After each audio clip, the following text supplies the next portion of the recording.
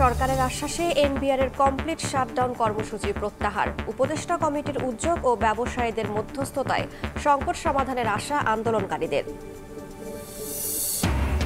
৮ August হচ্ছে না নতুন বাংলাদেশ দিবস। ভুয়া মামলা ঠেকাতে প্রাথমিক তদন্তেই বাদ দেয়া যাবে নির্দোষ ব্যক্তির নাম। ঢাকায় হচ্ছে জাতিসংঘের মানবাধিকার কার্যালয়। যথাসময়ে জাতীয় সনদ দেয়া নিয়ে সংশয় আলী রিয়াজের। ঐক্য হওয়া বিষয় নিয়েই হতে পারে বলছে বিএনপি। সরকার ব্যর্থ হওয়ায় ৩ আগস্ট ঘোষণাপত্র দেবে এনসিপি। কুমিল্লায় ধর্ষণ ও ভিডিও ছড়ানোর মামলায় মূল আসামিসহ গ্রেফতার ৫। দ্রুত বিচার হবে জানালেন আইন উপদেষ্টা। বিএনপির ঘাড়ে দোষ চাপানোর চক্রান্তে ক্ষোভ। এবং দেশের ইতিহাসের সর্বোচ্চ প্রবাসী আয় চলতি অর্থ বছরে এসেছে রেকর্ড $৩,০০৪ কোটি রেমিটেন্স। রিজার্ভ বেড়ে $২৬ বিলিয়ন। হুন্ডি বন্ধ করে আরও চমক দেওয়ার পরামর্শ।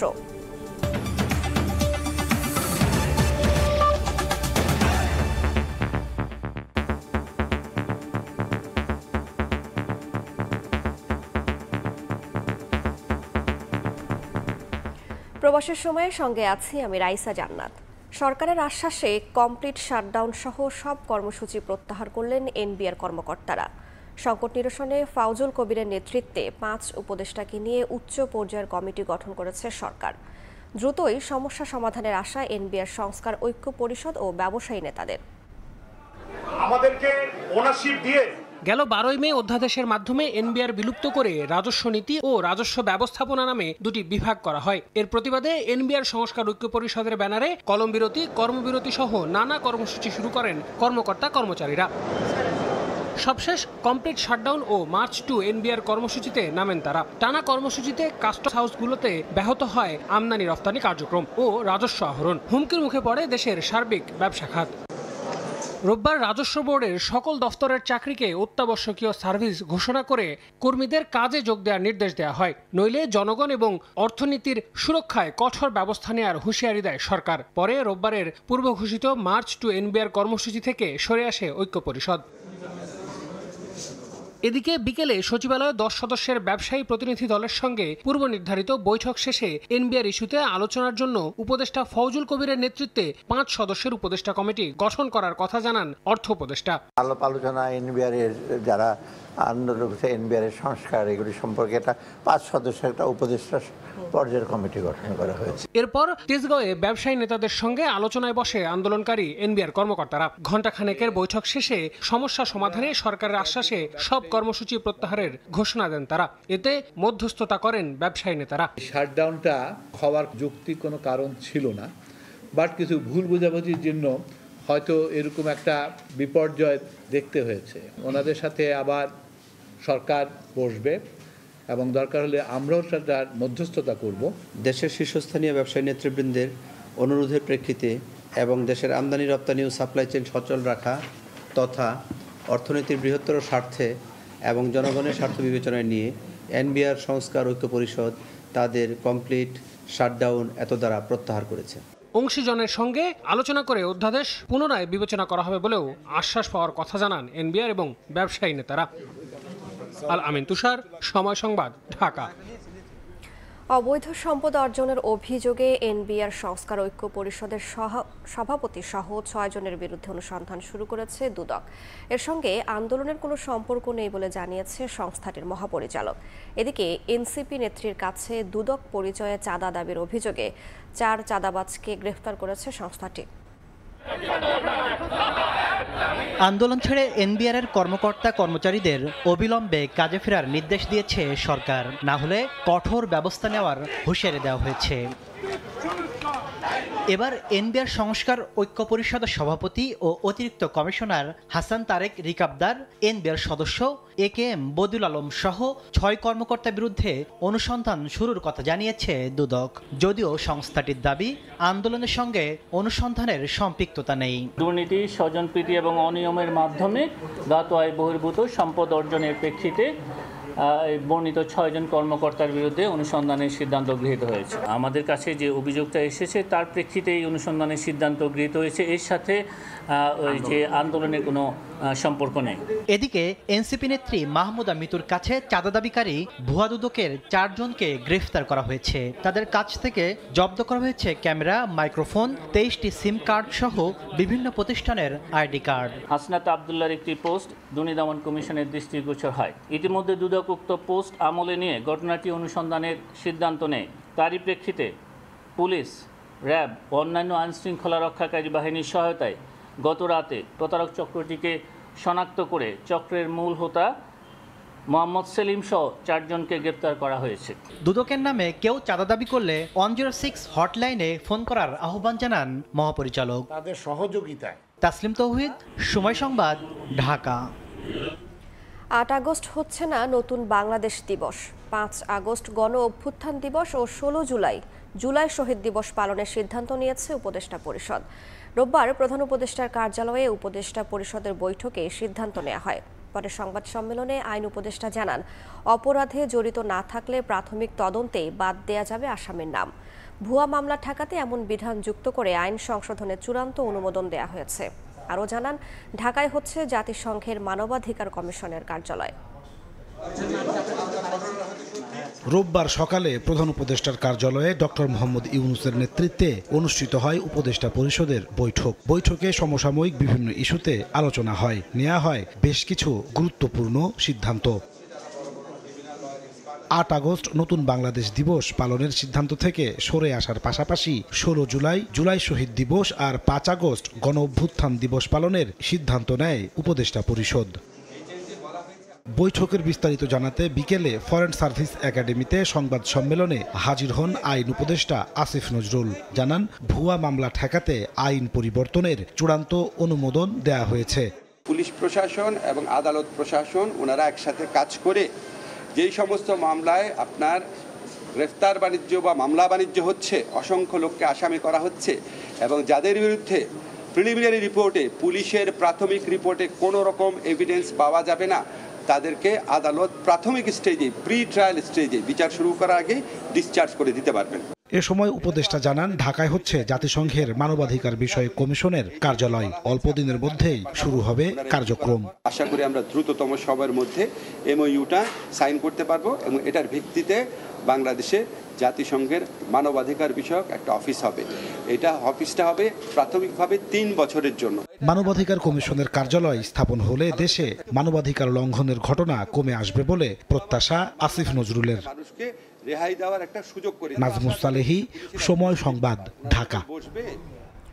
মৌলিক বিষয়ে এখনও একমত হতে পারেনি সব রাজনৈতিক দল। সাংবিধানিক নিয়োগ কমিটির বিপক্ষে অনড় বিএনপি। উচ্চকক্ষ গঠন কাঠামো নিয়েও দ্বিমত আছে দলটির। এনসিপির অভিযোগ, বিএনপি সহ কয়েকটি দলের কারণে আটকে আছে মৌলিক সংস্কারবিহীন নির্বাচন হলে আগের অবস্থা ফেরার শঙ্কা প্রকাশ করেছে জামায়াত। কমিশন বলছে, আলোচনায় আশাব্যঞ্জক অগ্রগতি হয়নি। সময়মতো জুলাই সনদ তৈরি নিয়ে দেখা দিয়েছে শঙ্কা। 3 দিন পর আবারও সংলাপে রাজনৈতিক দল ও জাতীয় ঐক্যমত্য কমিশন। রোববারের আলোচনাতেও বিভিন্ন মৌলিক বিষয়ে একমত হতে পারেনি দলগুলো। সাংবিধানিক ও সংবিধিবদ্ধ প্রতিষ্ঠানের নিয়োগ কমিটি, দ্বিকক্ষ বিশিষ্ট সংসদ, উচ্চকক্ষের নির্বাচন প্রক্রিয়া, উচ্চকক্ষের দায়িত্ব ও ভূমিকা নিয়ে ঐক্যমতে পৌঁছতে আলোচনা চলে। তবে 3 দিনেও সাংবিধানিক প্রতিষ্ঠানের নিয়োগ কমিটি নিয়ে একমত হতে পারেনি সব দল। দ্বিকক্ষ সংসদের বিষয়ে প্রায় সবাই একমত। আজকে আমরা বলেছি, বাংলাদেশের বাস্তবতায় উচ্চকক্ষ একেবারেই অপ্রয়োজনীয়। আমরা দ্বিকক্ষ চাই, কিন্তু প্রায় সবারই এই দ্বিকক্ষের কনস্ট্রাকশন, এটার পাওয়ার অ্যান্ড ফাংশন নিয়ে কথা আছে। বিচার বিভাগের প্রতিনিধিদের সমন্বয়ে একটা নিয়োগের কমিটি থাকতে হবে, না হলে বাংলাদেশে গণতান্ত্রিক যে ভারসাম্য ক্ষমতার ক্ষেত্রে সেটা তৈরি হবে না। এই সাংবিধানিক ও সংবিধিবদ্ধ প্রতিষ্ঠানের নিয়োগ কমিটি, এটা আমরা চাই।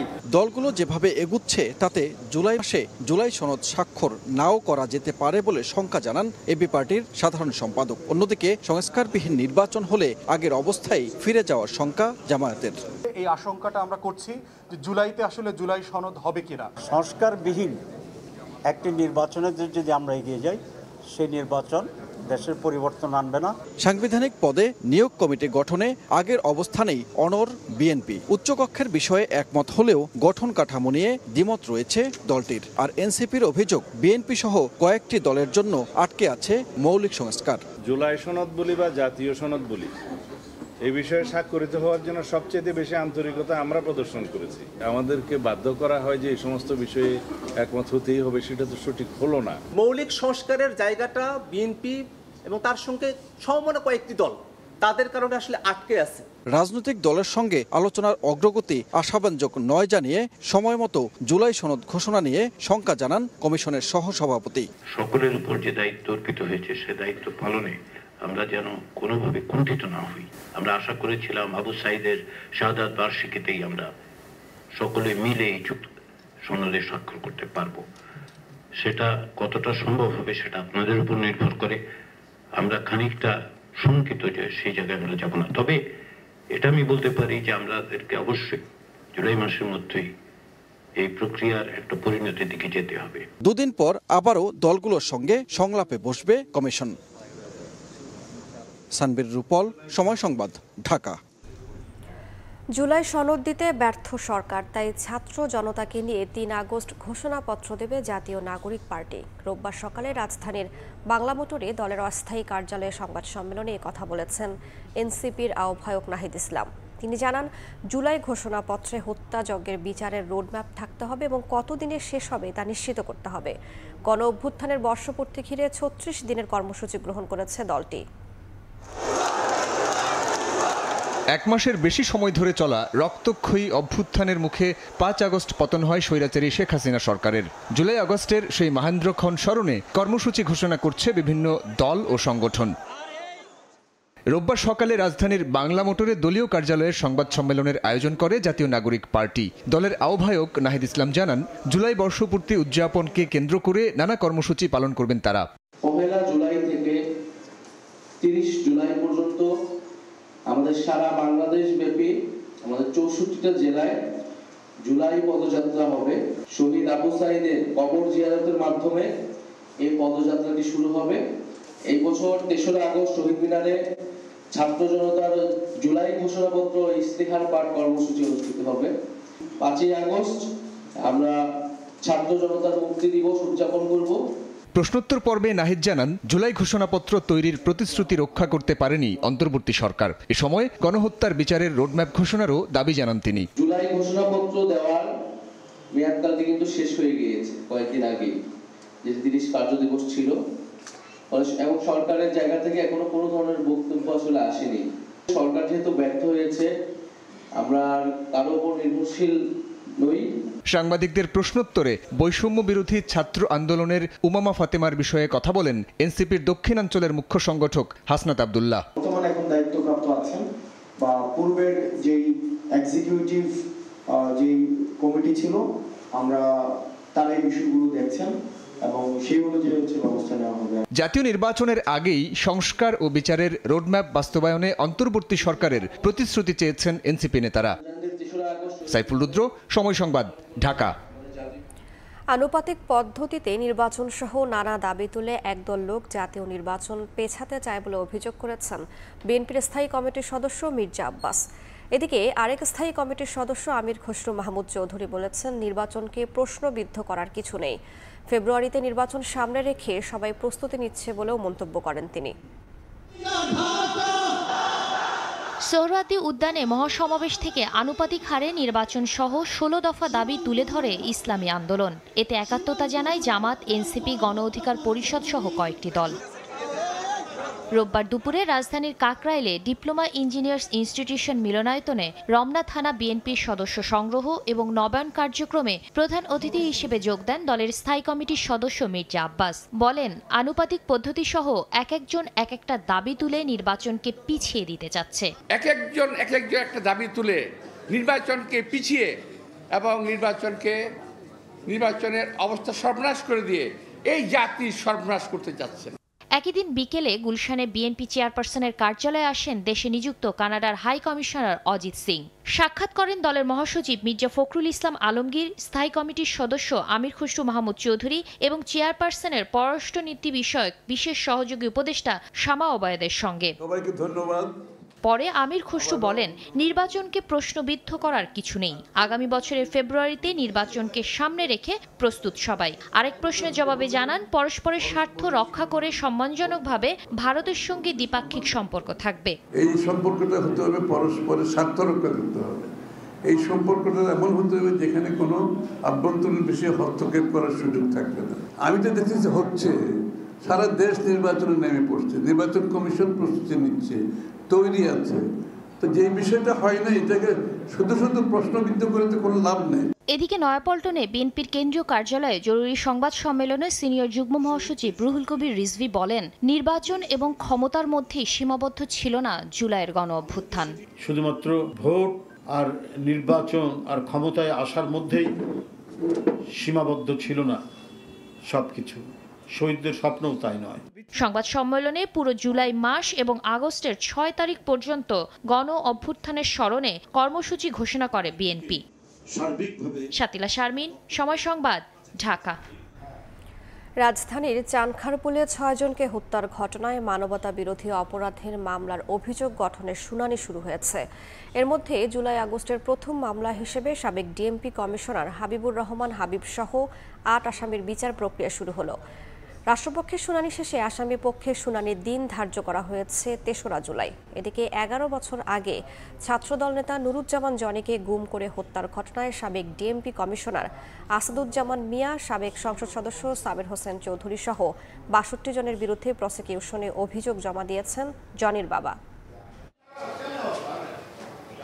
শুরু হলো জুলাই আগস্টের মানবতাবিরোধী অপরাধের মামলায় 8 আসামির বিচার শুরুর প্রক্রিয়া। রোববার 5 আগস্ট রাজধানীর চানখারপুলে 6 জনকে হত্যায় সাবেক ডিএমপি কমিশনার হাবিবুর রহমান হাবিব সহ 8 জনের অভিযোগ গঠনের আবেদন করে প্রসিকিউশন। শুনানিতে বলা হয়, সে সময়ের ডিএমপি কমিশনার সহ ঊর্ধ্বতন আসামিদের নির্দেশে চানখারপুলে 6 জনকে গুলি করে হত্যা করা হয়। এদিন পলাতক 4 আসামির পক্ষে রাষ্ট্রনিযুক্ত আইনজীবী এবং গ্রেফতার 4 জনের মধ্যে 2 জনের পক্ষে তাদের আইনজীবী মামলা থেকে অব্যাহতি চেয়ে আবেদন করেন, যার শুনানি হবে 3 জুলাই। গত সরকার তার ক্ষমতাকে পাকাপোক্ত করার জন্য, ক্ষমতায় টিকে থাকার জন্য সারা দেশব্যাপী যে সমস্ত অপরাধ সংগঠন করেছে, তার একটা পার্ট হচ্ছে চানখারপুলে 6 জনকে গুলি করে হত্যা। এদিন 2015 সালে রাজধানীর খিলগাঁও থানা ছাত্রদলের সাবেক সাধারণ সম্পাদক নুরুজ্জামান জনিকে গুম করে হত্যার ঘটনায় সাবেক ডিএমপি কমিশনার আসাদুজ্জামান মিয়া, সাবেক সংসদ সদস্য সাবের হোসেন চৌধুরী সহ 62 জনের বিরুদ্ধে প্রসিকিউশনে অভিযোগ জমা দিয়েছেন জনির বাবা। তার বাড়ির সংলগ্নেই একটি পুকুর পাড়ে নিয়ে যায় তাকে ক্রসফায়ারের নামে হত্যা করে। একে একে এই বুকের ভিতরে 18টা গুলি করেছে। কেন করেছে, কে করেছে, আমি সবাইকে দেখতে চাই এবং উপযুক্ত শাস্তি আশা করি আমি। সে যখন মারা যায় তার স্ত্রী 7 মাসের অন্তঃসত্ত্বা ছিল। এখন আমার নাতি আমাকে প্রশ্ন করে, দাদা আমার বাবা কোথায়, আমার বাবাকে কে মেরেছে, আমি কার কথা বলবো বলেন। অভিযোগে বলা হয়, শুধুমাত্র বিএনপির রাজনীতির সঙ্গে জড়িত থাকায় ছাত্রদল নেতা নুরুজ্জামান জনিকে জেলগেট থেকে আটক করে গুলি করে হত্যা করা হয়। আফজাল হোসেন, সময় সংবাদ, ঢাকা। মুরাদনগরে ধর্ষণ ও ভিডিও করে ছড়িয়ে দেয় জড়িতদের দৃষ্টান্তমূলক শাস্তির দাবিতে ঢাকা বিশ্ববিদ্যালয়ে মশাল মিছিল করেছে গণতান্ত্রিক ছাত্র জোট সহ বিভিন্ন নারী সংগঠন। রোববার সন্ধ্যায় টিএসসি প্রাঙ্গণ থেকে মশাল মিছিল শুরু হয়ে শাহবাগ প্রদক্ষিণ করে রাজু ভাস্কর্যের পাদদেশে এসে শেষ হয়। পরে সংক্ষিপ্ত সমাবেশে নারী ও শিশু ট্রাইব্যুনালে মামলা জট, বিচারক সংকট, ধর্ষণের আলামত পরীক্ষার জন্য ল্যাব কম থাকার সমালোচনা করেন বক্তারা। নিপীড়নে জড়িতদের দ্রুত ও দৃষ্টান্তমূলক শাস্তির দাবি জানান তারা। এই ঘটনায় আপনারা কদিন পরে এদেরকে জামিন দিয়ে দিবেন, এভাবে তো চলছে। আমাদের এখনো নারী ও শিশু ট্রাইব্যুনালে হাজার হাজার মামলা আটকা, নারী ও শিশু ট্রাইব্যুনালের বিচারক নেই। আমাদের ধর্ষণ পরীক্ষার জন্য, আলামত পরীক্ষার জন্য ফরেনসিক ল্যাব একটা মাত্র এখনো। এই নিপীড়কের যারা দোষর, এই নিপীড়ক যারা করে, সে নিপীড়কদের বিরুদ্ধে আমাদের প্রতিরোধ চলবে। মাদক বিরোধী অভিযানে গোয়েন্দা পুলিশের ওপর গুলি চালানোর ঘটনায় মূল শুটার বাপ্পি ও তার 2 সহযোগীকে গ্রেফতার করা হয়েছে। এ সময় উদ্ধার করা হয় 3টি বিদেশি পিস্তল, গুলি এবং বিপুল পরিমাণ ইয়াবা। গোয়েন্দা পুলিশ জানিয়েছে এ পর্যন্ত মোট 12 জনকে গ্রেফতার করা হয়েছে। নাম বাপ্পি, দেখতে সাদাসিধা মনে হলেও তার বিরুদ্ধে রয়েছে অস্ত্র মাদকের 11টি মামলা। জেলও খেটেছেন প্রায় 4.5 বছর। সব শেষ গত 19 জুন হত্যার উদ্দেশ্যে পুলিশের উপর গুলি চালায় বাপ্পি। এতে আহত হন 3 পুলিশ সদস্য। এরপর এই শুটারকে ধরতে মাঠে নামে গোয়েন্দা পুলিশ। 26 জুন বেশ কয়েকজনকে গ্রেফতার করা হলেও অধরায় থেকে যায় মূল হোতা বাপ্পি। তবে পরদিনই পুলিশের জালে আটকা পড়ে সে। গ্রেফতারের সময় উদ্ধার করা হয় বিদেশি পিস্তল, ম্যাগজিন, গুলি এবং ইয়াবা। অস্ত্র, গুলি, 4000 পিস ইয়াবা, 3টি মোটরসাইকেল এবং একটি স্টিলের চাকু আমরা উদ্ধার করে তাদের বিরুদ্ধে আইনানুগ ব্যবস্থা গ্রহণ করি এবং তাদের নিকট থেকে আমরা অতিরিক্ত তথ্য উপাত্ত এগুলি সংগ্রহ করি। যদিও গ্রেফতার এড়াতে নানা চেষ্টা চালায় চিহ্নিত এই সন্ত্রাসী। উক্ত বাপ্পি ভিতরে গ্যাস সিলিন্ডারের গ্যাস ছেড়ে দিয়ে ঘরের মধ্যে গ্যাস যুক্ত করে পুলিশকে ভয় ভীতি প্রদর্শন করতে থাকে যে যদি পুলিশ অপারেশন পরিচালনা করে তাহলে তিনি আগুন জ্বালিয়ে দিয়ে ভিতরে শিশু, বাচ্চা এবং নারী যারা আছে তাদেরকে নির্মমভাবে হত্যা করবে মর্মে তিনি হুমকি ধামকি দিতে থাকেন। গ্রেফতারকৃত বাপ্পি আশুলিয়ায় ঝুট ব্যবসার নিয়ন্ত্রণ নিতে অস্ত্র সংগ্রহ করে সংগঠিত হচ্ছিল বলে জানায় পুলিশ। আতাউর কাউসার, সময় সংবাদ, ঢাকা। জাতিগত বৈচিত্র্য ও প্রজন্ম বিবেচনায় সব সমস্যার সমাধান খুঁজে তার উন্নয়নে কাজ করার তাগিদ দিয়েছেন প্রধান উপদেষ্টা ডক্টর মোহাম্মদ ইউনূস। রোববার সকালে নর্থ সাউথ বিশ্ববিদ্যালয় ও ইউনূস সেন্টারের যৌথ আয়োজনে অনুষ্ঠিত সোশ্যাল বিজনেস একাডেমিয়া সংলাপে কথা বলেন তিনি। এ সময় সবাইকে ঐক্যবদ্ধভাবে এগিয়ে যাওয়ার আহ্বান জানান সংলাপে উপস্থিত অন্য উপদেষ্টারা। জাতীয় সঙ্গীত ও সাংস্কৃতিক অনুষ্ঠানের মাধ্যমে নর্থ সাউথ বিশ্ববিদ্যালয় ও ইউনূস সেন্টারের সঙ্গে যৌথ আয়োজনে অনুষ্ঠিত হয়েছে সোশ্যাল বিজনেস একাডেমিয়ার সংলাপ 2025। আয়োজনের শুরুতে ভিডিও বার্তায় প্রধান উপদেষ্টা ডক্টর মোহাম্মদ ইউনূস বলেন, একজন গবেষক, শিক্ষক এবং কর্মী হিসেবে সবার উচিত জাতিগত বৈচিত্র্য ও প্রজন্ম ভিত্তিক প্রেক্ষাপটে সকল সমস্যার সমাধান খুঁজে বের করা এবং তার উন্নয়ন করা।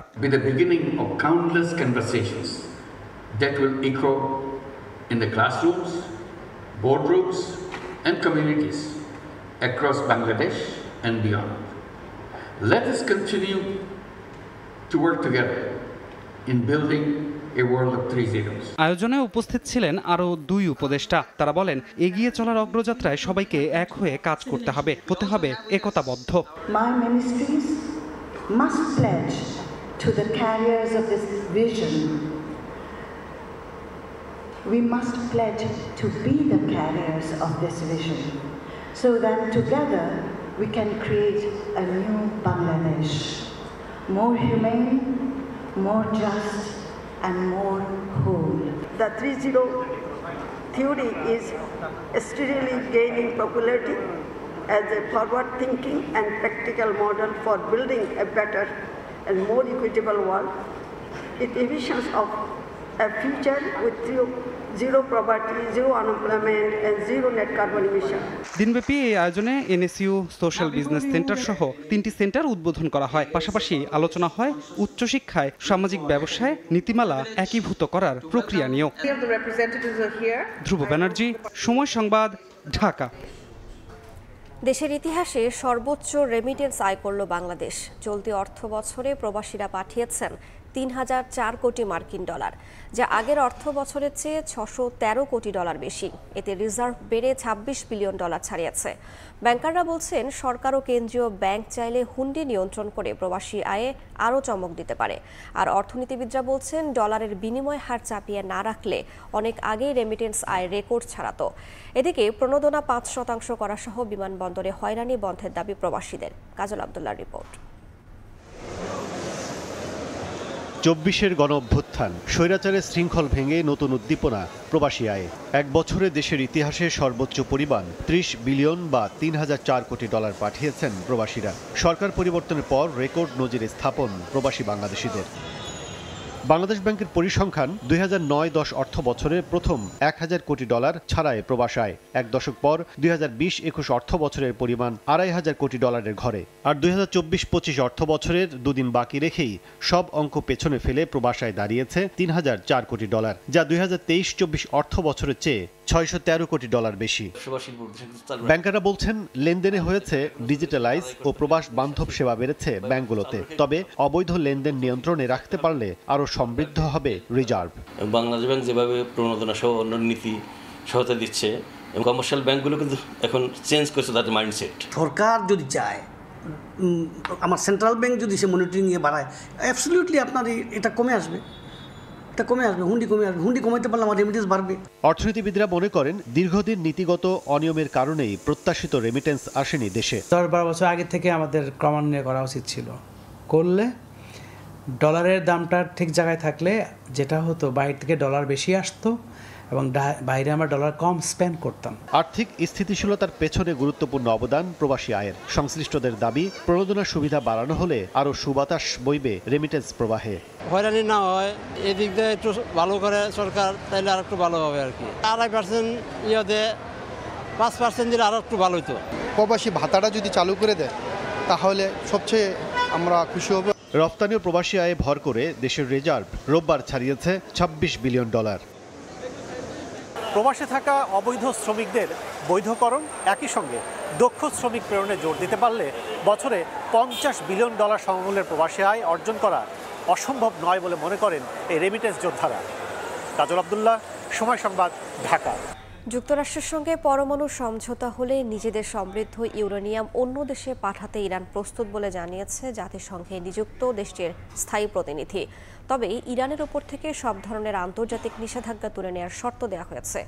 আন্তর্জাতিক পারমাণবিক শক্তি সংস্থা IAEA এর প্রধান বলেছেন, আগামী কয়েক মাসের মধ্যে ক্ষয়ক্ষতি কাটিয়ে ইউরেনিয়াম সমৃদ্ধকরণ শুরু করতে সক্ষম তেহরান।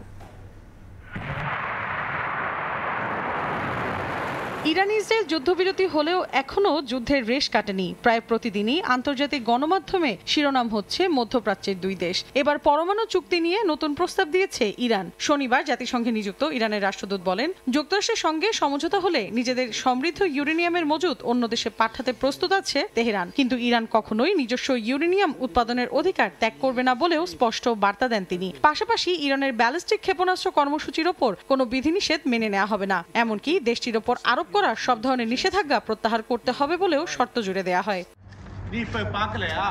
এদিকে কাতারের মার্কিন সামরিক ঘাঁটিতে ক্ষেপণাস্ত্র হামলার পর তেহরানের বিরুদ্ধে আস্থা সংকটের অভিযোগ তুলেছে সংযুক্ত আরব আমিরাত। এক বিবৃতিতে দেশটির প্রেসিডেন্টের উপদেষ্টা বলেন, উপসাগরীয় দেশগুলোর শান্তি প্রচেষ্টা ইরানের একতরফা আগ্রাসনে ক্ষতিগ্রস্ত হয়েছে। ইরানের বেসামরিক পারমাণবিক স্থাপনা নির্মাণে যুক্তরাষ্ট্রের 3000 কোটি ডলার সহযোগিতার প্রস্তাবের খবর ভিত্তিহীন বলে উড়িয়ে দিয়েছেন মার্কিন প্রেসিডেন্ট ডোনাল্ড ট্রাম্প। পাশাপাশি ইরান যুদ্ধে জিতেছে আয়াতুল্লাহ খামেনির এমন দাবিও একটি নির্লজ্জ মিথ্যাচার বলেও মন্তব্য করেন মার্কিন প্রেসিডেন্ট। এরই মধ্যে আন্তর্জাতিক পারমাণবিক শক্তি সংস্থার প্রধান রাফায়েল গ্রোসি বলেছেন, যুক্তরাষ্ট্র ও ইসরায়েলের হামলায় ইরানের একাধিক পারমাণবিক স্থাপনা ক্ষতিগ্রস্ত হলেও ক্ষতি কাটিয়ে আগামী কয়েক মাসের মধ্যে ইউরেনিয়াম উৎপাদন শুরু করতে পারে তেহরান। ক্ষতিগ্রস্ত সাইটগুলো পরিদর্শনের জন্য IAEA এর অনুরোধ জানালেও তেহরান তা প্রত্যাখ্যান করেছে বলেও জানান তিনি। মৌসুমী সাথী, সময় সংবাদ। টানা বৃষ্টি আর ঝড়ে বিপর্যস্ত দক্ষিণ আফ্রিকার পর্যটন শহর কেপটাউন। দিনের পর দিন টানা বৃষ্টিতে প্লাবিত শহরের প্রধান সড়কগুলো, যান চলাচল ব্যাহত হওয়ায় বিপাকে পড়েছেন সাধারণ মানুষ। এরই মধ্যে দুর্যোগ কবলিত এলাকা থেকে সরিয়ে নেওয়া হচ্ছে বাসিন্দাদের। মিজানুর রহমান রাসেলের রিপোর্ট। টানা বৃষ্টিতে থমকে গেছে কেপটাউনের জনজীবন। দক্ষিণ আফ্রিকার এই বিখ্যাত শহরটির প্রধান সড়কে জমেছে পানি। নির্মাঞ্চলে জলাবদ্ধতায় বন্ধ হয়ে গেছে যান চলাচল। অফিস যাত্রী থেকে শুরু করে জরুরি পরিষেবার গাড়িগুলো আটকে পড়ছে। পর্যটন নির্ভর শহরটিতে ক্ষতির মুখে স্থানীয় অর্থনীতি। পর্যটক শূন্য হয়ে পড়েছে হোটেল, বাজার ও বিনোদন কেন্দ্রগুলো। বৃষ্টি আর শীতের কারণে ঘরবন্দি হয়ে পড়েছেন স্থানীয়রা। ব্যবসা প্রতিষ্ঠান থেকে বেরোতে পারতেছে না, প্লাস অনেক ফরেনার কাস্টমার যা আমাদের আশা থাকে ওরাও আসতে পারতেছে না, যার জন্য আমাদের ব্যবসা বাণিজ্য অনেকটাই মন্দা চলতেছে। এমনিতে শীতের সিজন, তার মাঝে টানা বৃষ্টি, দীর্ঘ 2 সপ্তাহ যাবৎ বৃষ্টি হচ্ছে, অনেক বৃষ্টি এবং সবাই ডিউটি করাও সমস্যা হচ্ছে এবং তার সাথে সাথে মানুষের জ্বর, সর্দি, কাশি, আমরা সবাই অসুস্থতাও বোধ করতেছি। শুধু সাধারণ মানুষই নন, প্রবাসী বাংলাদেশি ব্যবসায়ীর পড়ছেন বিপাকে। দোকানপাট খোলা থাকলেও নেই বিক্রি, নেই ক্রেতা। দক্ষিণ আফ্রিকান আবহাওয়া অধিদপ্তর জানিয়েছে আগামী কয়েকদিন এই বৈরী আবহাওয়া অব্যাহত থাকতে পারে। জরুরি ভিত্তিতে কাজ শুরু করেছে স্থানীয় প্রশাসন। তবে পরিস্থিতির উন্নতি না হওয়ায় দুর্ভোগ কাটার সম্ভাবনা এখনই নেই বলে আশঙ্কা স্থানীয়দের। প্রাকৃতিক দুর্যোগের কবলে দক্ষিণ আফ্রিকার কয়েকটি প্রদেশ। প্রচণ্ড শীত, টানা বৃষ্টি আর ঝড়ো হওয়ায় বাইরে চলাচলে সতর্কতার আহ্বান দেশটির আবহাওয়া অধিদপ্তরের।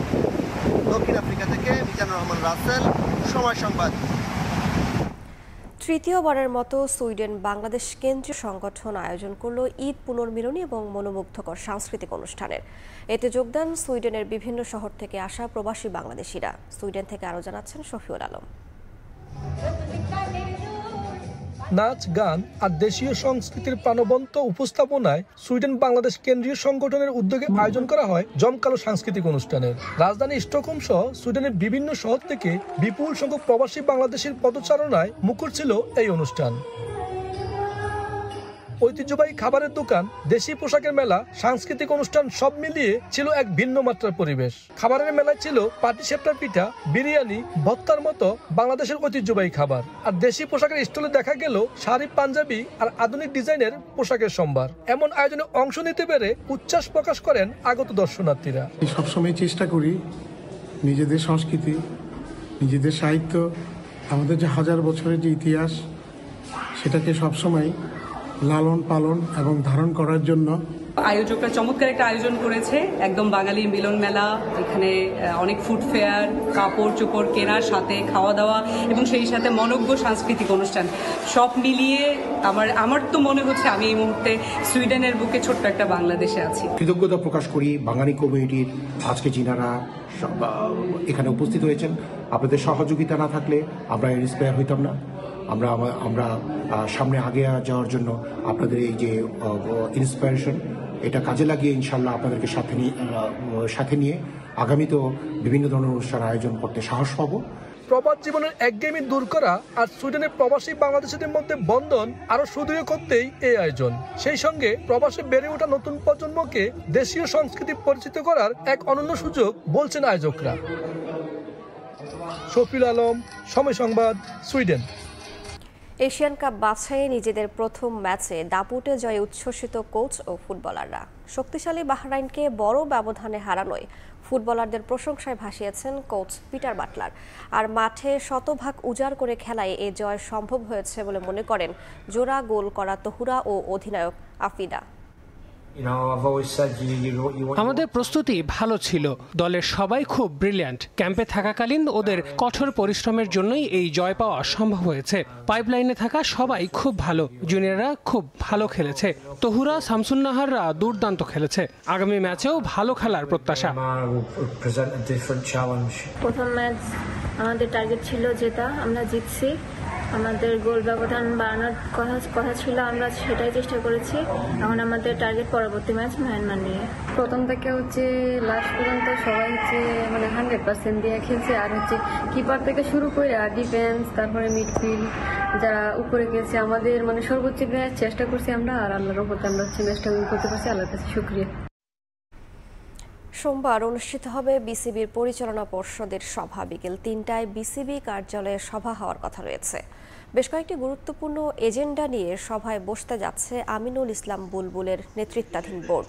সম্প্রতি নাজমুল হোসেন শান্ত টেস্ট অধিনায়কত্ব ছাড়ার ইস্যুতে সমালোচিত ক্রিকেট অপারেশনস বিভাগ। পরবর্তী টেস্ট অধিনায়ক নিয়েও আসতে পারে সিদ্ধান্ত।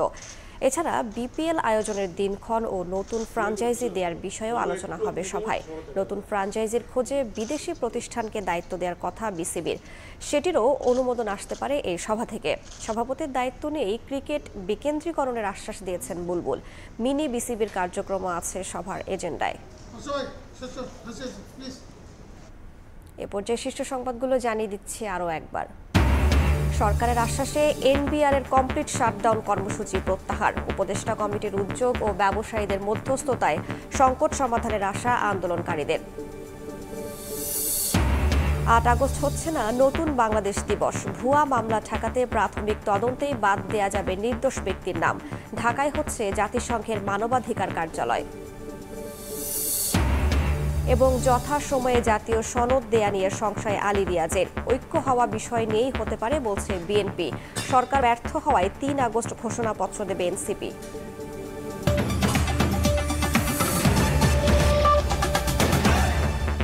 এই ছিল প্রবাসের সময়ের সঙ্গেই থাকুন সময়।